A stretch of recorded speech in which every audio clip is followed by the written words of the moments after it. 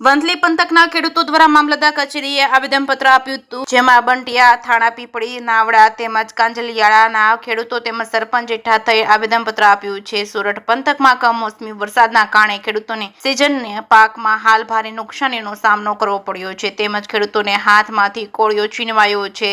તેથી અત્યારે ખેડૂતો ખૂબ દુઃખી થઈ ગયા છે. તેથી ગ્રામજનો અને સરપંચો હેઠળ થઈ સરકાર પાસે આના લગતી સહાય મળે અને ખેડૂતોને પાક ધિરાણ માફ કરવામાં આવે તેવું આવેદનપત્ર લખી અને વંથલી મામલતદારને આવેદનપત્ર આપવામાં આવ્યું છે. કે સિંહ ગુજરાતી સાથે મેહુલ સિંગલ, જુનાગઢ. વંથલી તાલુકાના ગામ નાના કાજલિયારામાં પાક નુકસાનીની વરસાદને હિસાબે ખૂબ જ નુકસાન થયેલું હોય સરકારશ્રીને સમગ્ર ગામ અહીંયા આવીને આવેદનપત્ર આપવા આવેલા છીએ. આવેદનપત્ર અમારું સ્વીકારેલું છે, પરંતુ નુકસાનીના વળતર માટે કોઈ ચોખવટ થયેલ છે નહીં. તો તમામ ખેડૂતોને અમારી વિનંતી સરકારશ્રીને છે કે અમારા ગામની અંદર સર્વે કરવાની કોઈ જરૂરિયાત છે નહીં. તમામ પાક નિષ્ફળ ગયેલા હોવાથી સરકારશ્રીને નમ્ર વિનંતી કે બનતો પ્રયત્ન કરી અને ખેડૂતને જેટલી થાય એટલી મદદ કરે. કરશનભાઈ વાલાભાઈ, મારું માજી સરપંચ, ગામ બંટિયા.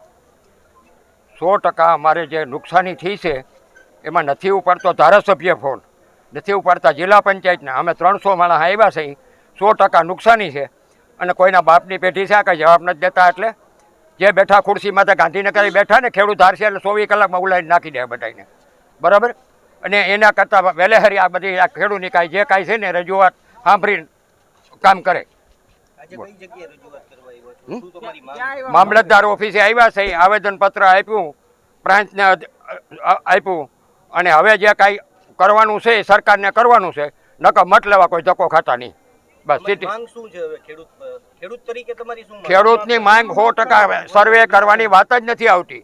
સર્વે કરવાની વાત આવતી જ નથી. બધું પતી જ ગયું, સર્વે કરવાની વાત જ ક્યાં આવે? આમાં ધિરાણ માફ કરે, પછી આમાં વળતર દેવાની હોય તો જે સરકારના નિયમમાં આવતું, નકર સરકાર ઉઠલીને હોઈ જાય, 24 કલાક નહીં લાગે. કઈ રીતે આવ્યા છો તમે? ટ્રેક્ટર લઈ 300 લઈને 300 માણસ 3 ટ્રેક્ટર લઈને આવ્યા છે. તાલુકાના ગામ નાના કાજલિયારામાં પાક નુકસાનીની વરસાદને હિસાબે ખૂબ જ નુકસાન થયેલું હોય સરકારશ્રીને સમગ્ર ગામ અહીંયા આવીને આવેદનપત્ર આપવા આવેલા છીએ.